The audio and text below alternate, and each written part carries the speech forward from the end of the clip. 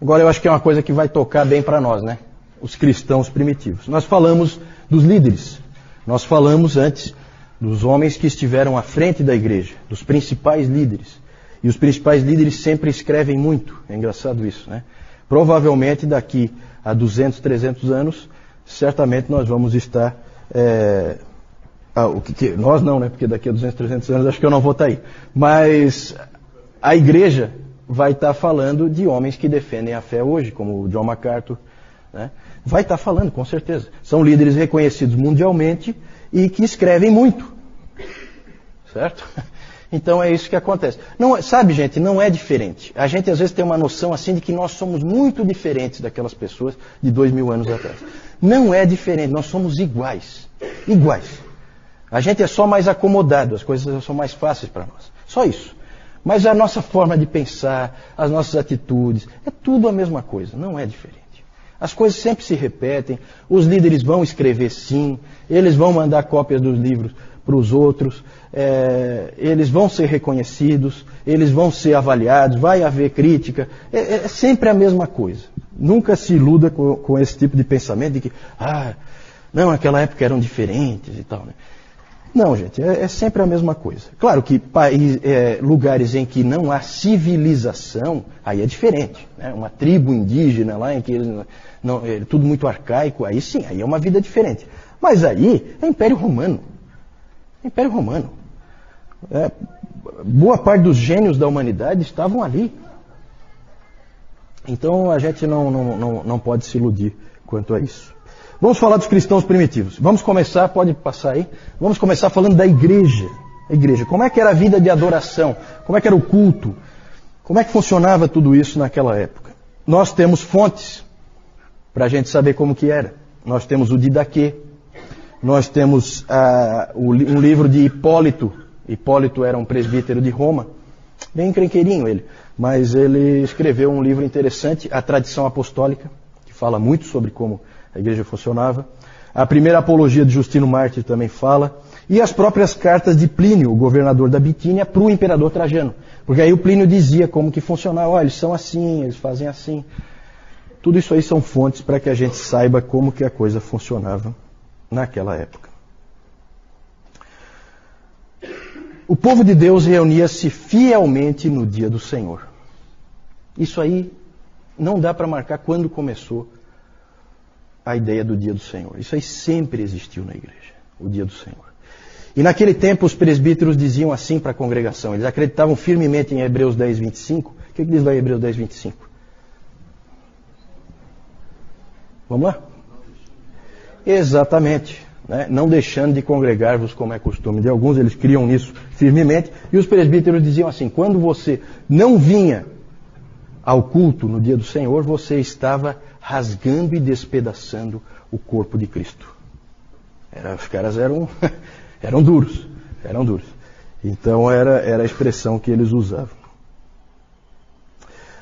Há escritos que indicam que em muitas congregações havia culto, não só no dia do Senhor, mas também em vários dias durante a semana. Tem alguns lugares o culto era todos os dias. Todos os dias. Mas o dia do Senhor era o principal.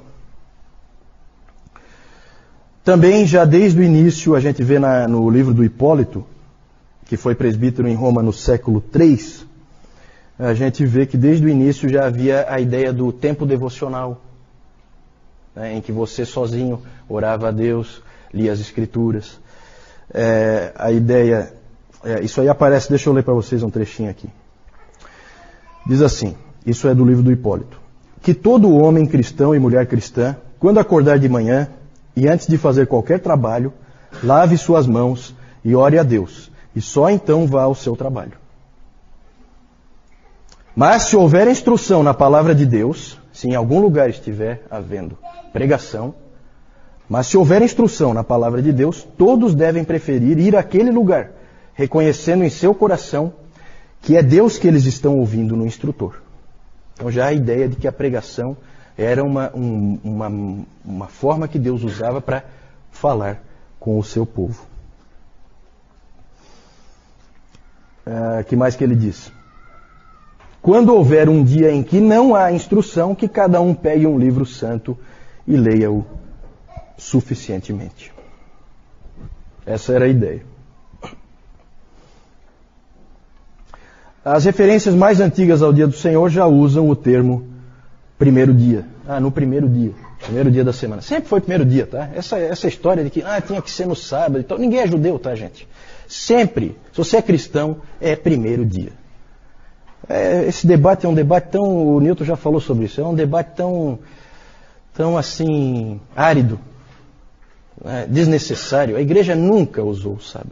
Sempre foi o dia do Senhor, sempre foi o domingo. O Justino Marte, já na sua primeira apologia, ele já fala que nós cristãos nos reunimos no dia do sol.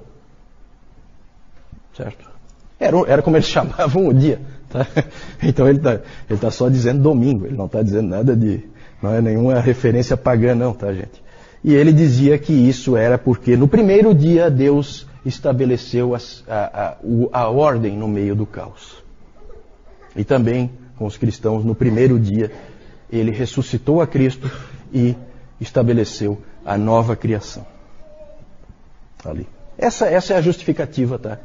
Para ser no primeiro dia, pelo menos assim que eles usavam. Aí uma parte que vocês não vão gostar muito, alguns de vocês aí. As reuniões eram sempre muito cedo. Muito cedo. Sempre antes do sol nascer. Sempre. Eles diziam que era na hora do canto do galo. As reuniões ocorriam, o culto era nesses horários, sempre muito cedo. Por que isso será, hein? Provavelmente porque as pessoas tinham que trabalhar, certo? Porque não existe essa folga que nós temos hoje. Isso aí nós vamos ver por que existe hoje. Ou também pode ser também por uma questão de privacidade, para se proteger. Em alguns lugares pode ter tido esse elemento também. Eles se reuniam em casas, não existiam templos, igrejas, isso aí é uma coisa que vem muito depois. Então eles se reuniam em casas, normalmente era a casa do próprio pastor, que era adaptada, ele morava numa parte e na outra parte se usava para fazer as reuniões. Então era muito comum derrubar paredes para aumentar o espaço, né, e poder reunir as pessoas ali para o culto. Havia sempre leitura da palavra e pregação. A leitura da palavra, pelos registros que a gente tem, não era aquela leiturazinha, vamos ler um salmo. Não, se lia às vezes um livro inteiro das Escrituras. Era às vezes a oportunidade que aquele escravozinho lá tinha de ouvir as Escrituras. Se ele não ouvisse ali, ele não tinha em casa. Então havia essa leitura da palavra e sempre uma pregação. A pregação podia ser em cima de um outro texto das Escrituras ou em cima do próprio texto que foi lido. Vinha então o presbítero e explicava aquilo, esmiuçava. Como é hoje? Não tem diferença nenhuma. É a mesma coisa, tá? A pregação sempre existiu. Havia oração também. E a oração, quase com certeza, pelos registros que a gente tem, era de pé. As pessoas oravam em pé. Ainda hoje na Igreja Livre da Escócia ainda é assim, né? É interessante que eles ficam de pé para orar e eles sentam para cantar. No modelo da igreja primitiva e dos tempos da Reforma também. Na Reforma era assim também, né? Você fica de pé para orar e você senta para cantar. A oração normalmente era feita por algum dos líderes, algum dos presbíteros ou um diácono, e ele elevava a voz em oração extemporânea, e também era usado aquelas orações mais responsivas, né? Aquela oração mais litúrgica, que algumas igrejas, não é só a Igreja Católica Romana que tem esse tipo de oração, e existem igrejas protestantes que têm esse tipo de oração, em que, né, oração decorada, vamos dizer assim, em que o indivíduo puxa e a congregação responde e tal. Também isso aí existia. Boa parte das descrições que nós dispomos, elas não mencionam cânticos, mas também muitas outras mencionam cânticos, certo? É quase certo que todas as igrejas cantavam salmos e depois, mais tarde, hinos. a ceia do Senhor era celebrada todo domingo. Todo domingo. E sempre só participava da ceia do Senhor quem? Os batizados. Isso mesmo, dona Carlota. Os batizados. Os batizados participavam da ceia. Os catecúmenos, os que ainda não eram batizados, e os visitantes eram dispensados. Eles nem ficavam no local em que a ceia era celebrada. Nós vamos ver que os sacramentos eles tinham uma importância muito grande para a igreja primitiva. E aí, já que falamos dos batizados, começa a acontecer, segundo século e terceiro século, começa a acontecer um fenômeno estranho. O batismo começa a ser cada vez mais adiado. Cada vez as pessoas são batizadas mais tarde. Essa questão do batismo, isso é uma confusão, por isso que eu pus ali, é um problema sério. Porque começou a crescer uma estranha visão de que o batismo lavava os pecados. Olha só como é que as coisas começam a aparecer, as distorções doutrinárias. Então começou a aparecer essa ideia de que o batismo lava o pecado. E aí, era uma coisa muito grave voltar a pecar depois de ser batizado. Porque o batismo só podia ser um. Não podia ter 2 batismos. Então eles começaram a adiar o batismo para que não houvesse o risco do indivíduo pecar e aí não ter mais como lavar o pecado. Interessante, né? Uma coisa esquisita isso aí. E essa prática antibíblica aí, ela foi ganhando força em várias igrejas. E com isso passou a levar muito tempo para o batismo. Havia muita instrução e preparação para os catecúmenos. Os catecúmenos passavam realmente por Eles eram cobrados, eles eram exigidos, eles eram provados. Eles praticamente faziam um seminário para ser batizado. Para vocês terem uma ideia do tempo, podia ser 3 anos.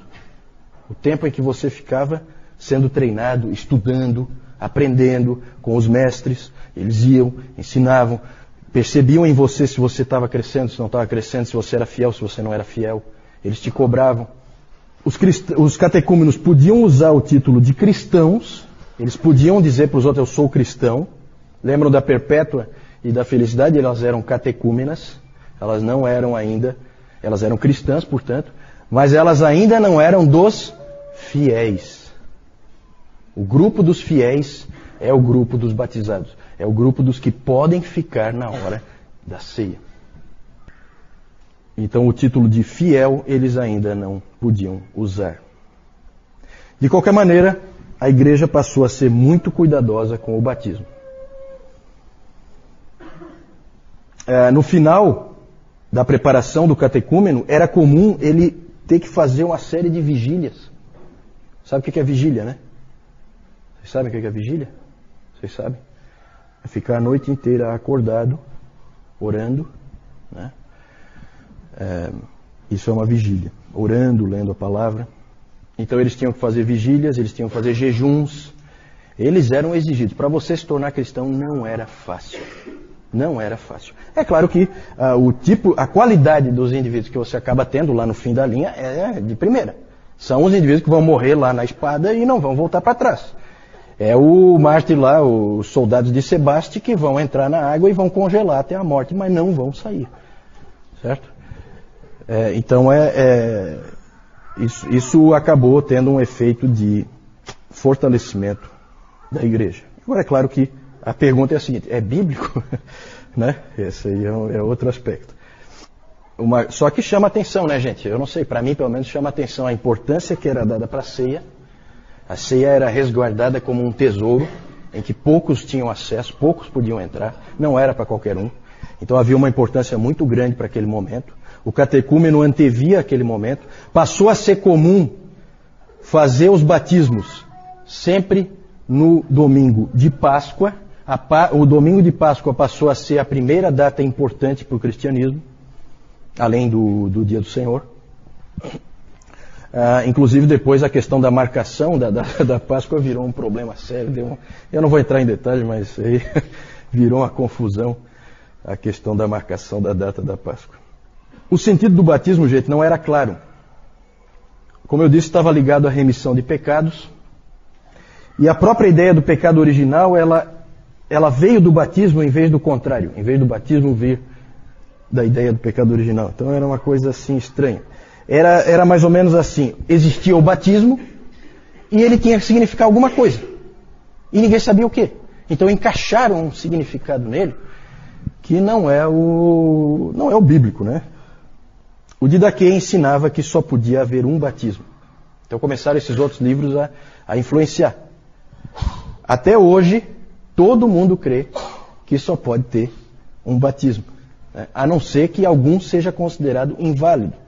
É comum nas igrejas batistas, uma pessoa que era católica, foi batizada, né, católico não praticante, não sei o que e tal, foi batizada criança, é comum ela se batizar novamente, certo? Mas só porque considera inválido aquele primeiro, pela fé que ela tem.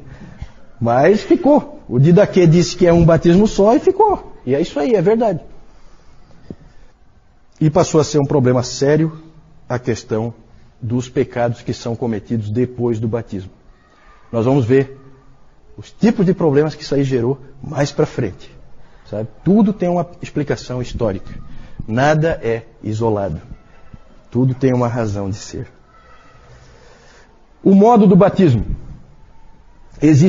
Aí é aquela coisa, né? Cada um quer puxar a brasa para a sua sardinha e quer dizer que não, que o modo bíblico, o modo que a igreja sempre usou foi esse aqui, que não sei o que e tal, né? Eu acho que, de novo, a igreja eu acho que já se dividiu tempo demais por causa disso aí. Existem referências no material que a gente tem daquele tempo, referências a batismo por aspersão, referências a batismo por efusão e referências a batismo por imersão. O Didaquê diz que a água tem que ser corrente e que tem que ser fria. Aí começa a aparecer essas coisas assim, né? A água tem que ser quente, aliás, tem que ser corrente e tem que ser fria.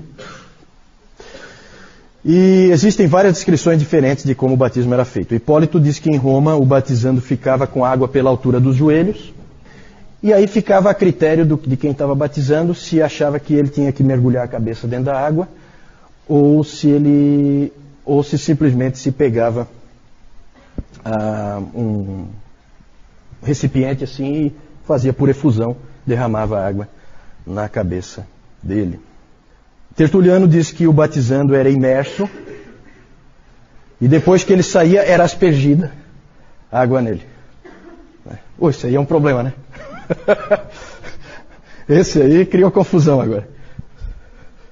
Afinal de contas, é imersão ou é aspersão? Pois é, complicado. Tudo indica que a maneira de fazer era variada e que não era um problema, não era motivo de divisão naquela época. O mais importante era a seriedade com que se encarava o batismo e não como que ele era feito.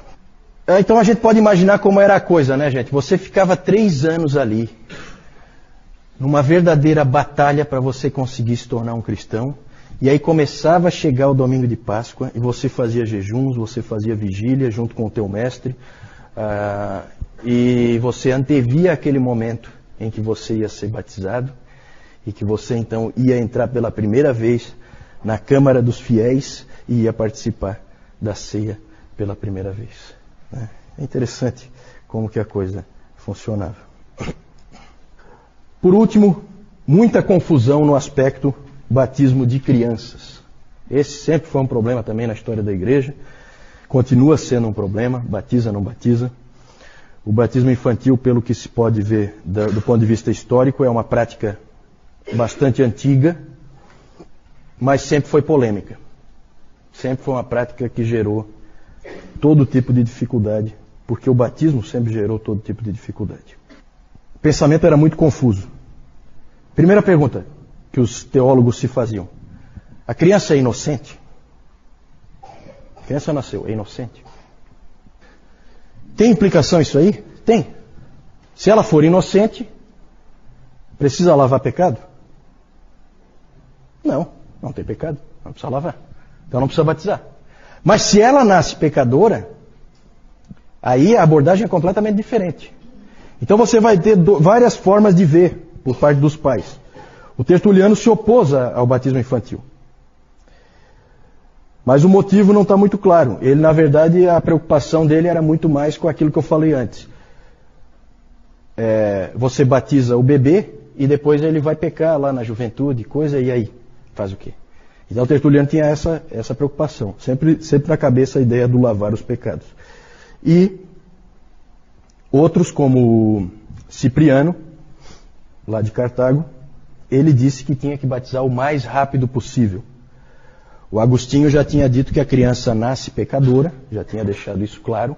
Ela nasce pecadora e que não demora muito para ela começar a manifestar a natureza pecaminosa dela em pecados visíveis. E o Cipriano também queria assim. Então ele dizia que não era nem para esperar aqueles 8 dias. O Cipriano dizia que não era nem para esperar aqueles 8 dias, que alguns estavam esperando, por causa da semelhança que eles faziam com a circuncisão. Alguns esperavam 8 dias e daí batizavam. Aí ele disse, não espera nem isso aí. Batiza o quanto antes, porque se morrer... Inclusive o Cipriano dizia que a criança chora quando ela nasce. Não é por causa de alguma sensação que ela está tendo, ou por causa do parto, ou alguma coisa assim. Não, ela chora porque ela sabe que ela é pecadora. Ele veio com essa pérola. Eu não sei se ele entrevistou bebês ou alguma coisa assim para chegar a essa conclusão, né? Mas é assim, gente. Vejam que na questão do batismo há muita confusão. E ainda hoje há muita confusão, concordam? O batismo, e especialmente o batismo infantil, era uma prática em busca de uma teologia. Eu tenho já a coisa, eu só não sei por que eu faço. Certo? Isso aí gera todo tipo de problema. Né? Depois, com a reforma, essas coisas começam a ser mais aplainadas, as coisas começam a ficar um pouco mais claras. Nós vamos começar a perceber, gente, o quanto nós temos que ser gratos à reforma. Porque a coisa está começando a complicar. E começa cedo. O tipo de pensamento estranho que a gente vê aqui.